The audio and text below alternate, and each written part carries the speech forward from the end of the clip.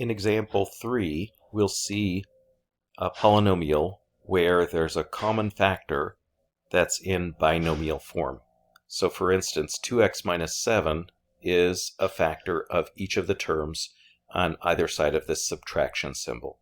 So we can factor out the 2x minus 7, and then the leftover factor is 5x minus 3. We're just undistributing that 2x minus 7.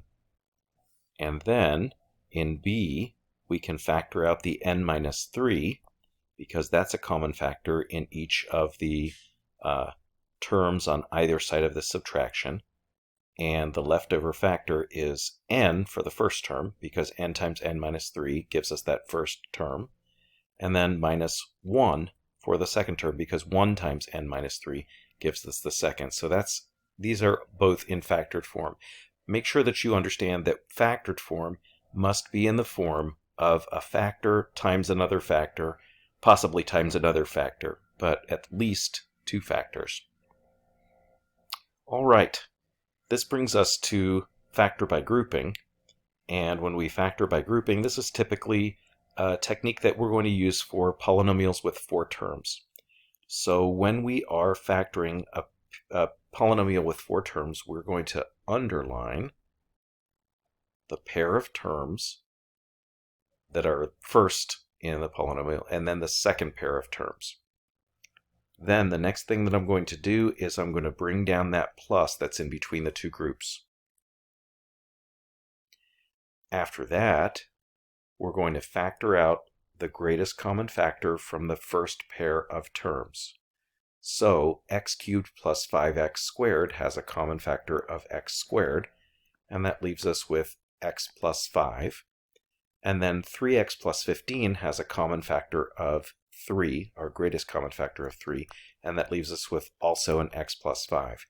X plus 5 is now a common factor for each of the terms on either side of that addition symbol, and then x squared plus 3 is the remaining factor. In B, I'm going to underline the first pair of terms and the second pair of terms, and then I'm going to bring down the minus sign that's in between the pairs of terms. So in the first pair, m squared n squared plus m squared is the greatest common factor, and that will leave us with n squared plus 1 remaining. And then 2 is a common factor for the second pair of terms. However, that minus sign there is a reminder that we need to factor out negative 1, so that's going to leave us with n squared plus 1 remaining. The n squared plus 1 can be factored out from both of the terms on either side of that minus sign, and then m squared minus 2 is the remaining factor.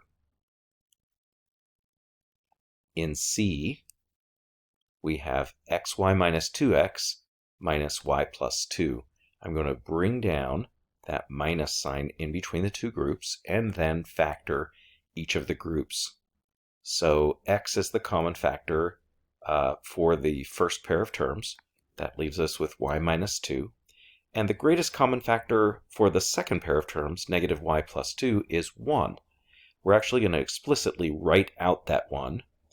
And so we're factoring out a negative 1, and that will leave us with y minus 2. Now y minus 2 is the greatest common factor for both terms on either side of that minus sign, and that leaves us with an x minus 1. And now we have our factored form. Y minus 2 is one factor, x minus 1 is the other. In D, c squared minus 4c minus 7c plus 28, I'll underline each of the pairs of terms and bring down that minus sign in between the 2 groups. And then c is the greatest common factor for the first pair of terms. That leaves us with c minus 4. And negative 7 is our greatest common factor that we're factoring out for the second pair, and that will leave us also with c minus 4. Notice that we have to, in order to be able to factor, we have to get that same factor in both of the groups. If not, it may turn out that your polynomial is unfactorable, at least by factor by grouping. All right, so c minus 4 is a common factor, and that leaves us with c minus 7, as the other factor. All right, let's take a moment to pause the video and try E on your own. All right, here's the factored form for E. Notice the second pair of factors had that 1 greatest common factor, so we wind up factoring out -1. All right, let's pause the video while you try F on your own. Notice that this polynomial had 2 different variables, but it works the same way. Our factors are x minus 3y and x plus y. By the way, it doesn't matter what order in which those factors are written, since multiplication can be done in any order, and factors multiply. All right, let's consider an equation here. If I consider the equation x times y is equal to 0, we know that any solutions to this are going to be in ordered pair form. That is, it's an x and a y that make the equation work, so there will be values for both. It is possible that x and y could be 0 because 0 times 0 is equal to 0. It is also possible that x could be 2 and y could be 0. It is also possible that x could be 7 and y could be 0, just making things up, right? And then it's also possible that x could be 0 and y could be something like 3. Or x could be 0 and y could be -900. All right, so what do we learn from this? In order to solve an equation where the product of 2 factors is equal to 0, one or both of the factors must be 0. So if the product of factors is 0, then at least one of those factors must be 0. Or if a times b is equal to 0, then either a is equal to 0 or b is equal to 0. This leads us to a technique that we can use for solving polynomial equations. So for instance, in example 5, we have the product of 2 factors equal to 0. So if 2x times 3x plus 1 is equal to 0, then either the first factor, 2x, is equal to 0, or the second factor, 3x plus 1, is equal to 0. If 2 times x is equal to 0, then x must be 0. And for the next equation, we can think of this even though it's 2 steps, we can probably think of both of those 2 steps at once. I'm going to subtract 1 and then divide by 3, so my solution will be -1/3. I'm going to write that as a solution set. 2 solutions. They're not an ordered pair because they are not x comma y. They're both values of the same variable. So that is the set of numbers, so curly braces, for which the equation is a true statement.